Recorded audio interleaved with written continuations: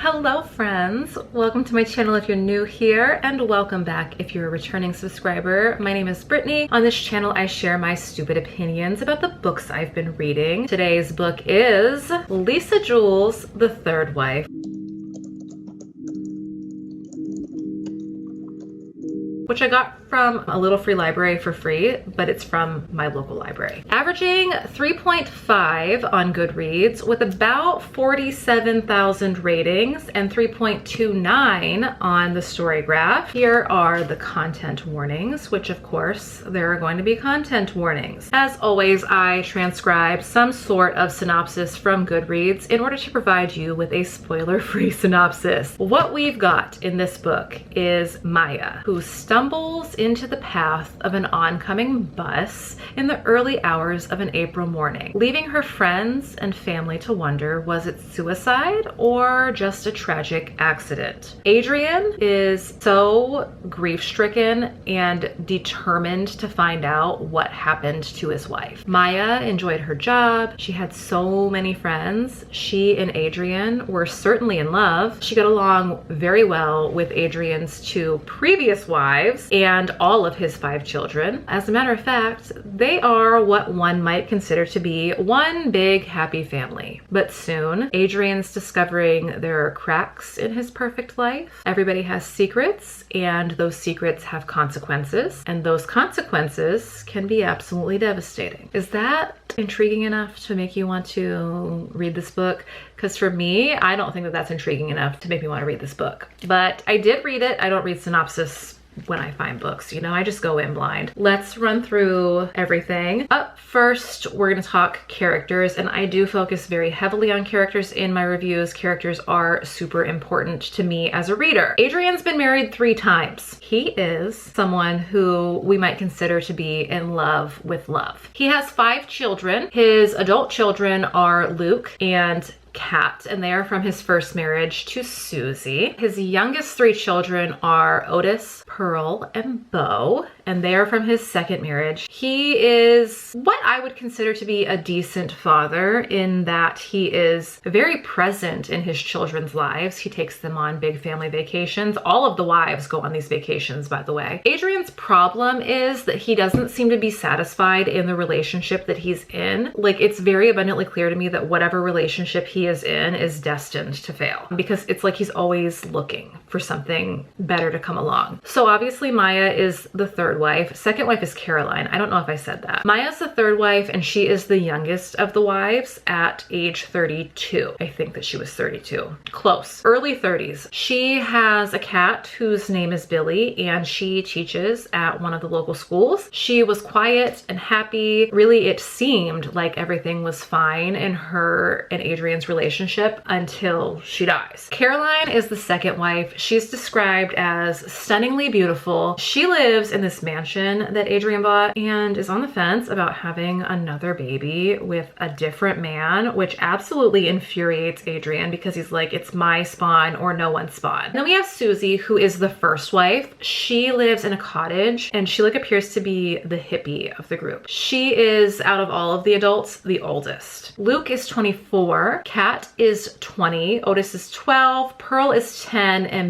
Bo is the baby at 5. Adrian wanted to have a child with Maya, but they did not. There are a lot of side characters in this book that keep the story moving, but I would consider the previously listed to be like the main characters. Overall, we have a nice casting of characters. It's not my favorite from Lisa Jewell in terms of like characters, but decently done overall. I did give characters 8 out of 10. I would have liked to see more from one particular side character, but it's okay. You know, this book is early. This is an early Lisa Jewell. It's from like 2014. Atmosphere. Once again, we have a book set in London. We're really trying to figure out what happened with Maya. I feel like there was a nice buildup of tension and layering together of the story, which I've come to know as Lisa Jewell's like style. I did feel incredibly present while I was reading. Like I could have been standing there next to the characters observing, and I do always appreciate that. This was actually my first go at double dorking a Lisa Jewell book. My library had the audio available, so I thought, why not? And the narrator certainly added to the atmosphere. It was read by a man, which I thought was kind of nice. I don't know if any of Lisa's other books are narrated by men, but I thought that this one was really nice. It makes sense because Adrian is like the main character through which the story is told. I feel like I truly, at the end of the day, I don't listen to a lot of books narrated by men. There are some exceptions, of course, in romance, in which maybe there are multiple POVs, or if I'm listening to any Lucy Foley books, there are always men in those. I did really enjoy the atmosphere. I gave it an 8 out of 10.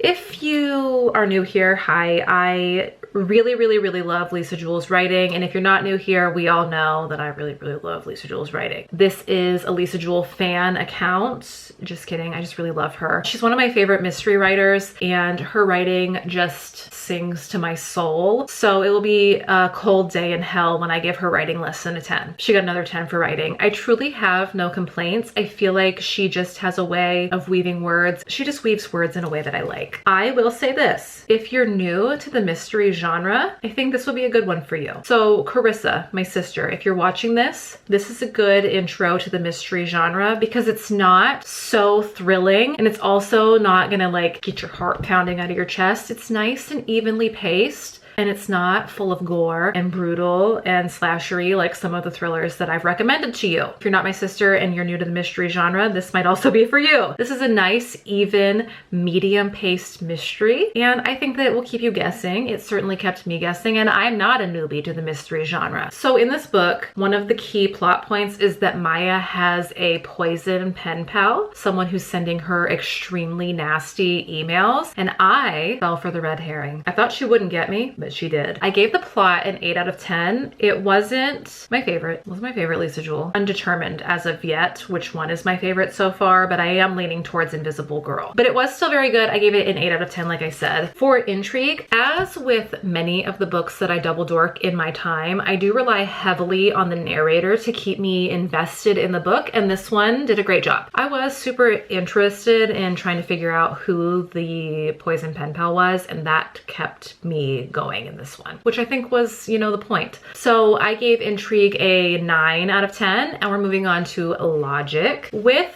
this book, everything kind of made sense to me. There was one exception to the logic in this book, and that was my tiny pea brain could not grasp the idea that everybody was just so okay with Adrian remarrying all of these times and just being like, we're cool, there's no drama between us.